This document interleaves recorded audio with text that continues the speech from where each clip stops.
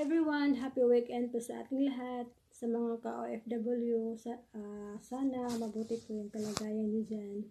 So, my name is Bernalyn Villacorta, ang kadama ng Saudi Arabia. So, ngayon lang po ulit ako nakapag-video guys kasi sobrang busy ko guys. Sunday to Thursday may pasok guys. Tapos madaling araw, mga 4, magising na po ko nun guys kasi may baby pa akong binabantayan, mga 3 months. Sa hapon naman guys, pag uwi nila, then magluluto naman sila. Then after sa kusina guys, dito ako sa taas. Yung night routine ko guys, magwa-washing, magpa-plansa at the same time maglinis. Pero kayang-kaya lang sa katawan ko guys kasi nakapag-system frame po tayo araw-araw, malakas po yung katawan natin. So ngayon guys, we're so blessed kasi malapit na tayo uwi ng Pinas. Magawa ko na po yung lahat na gusto ko kasi may time freedom na po tayo sa business. Thank you Lord kasi business is living. Salamat sa panonood. Mabuhay po tayong lahat.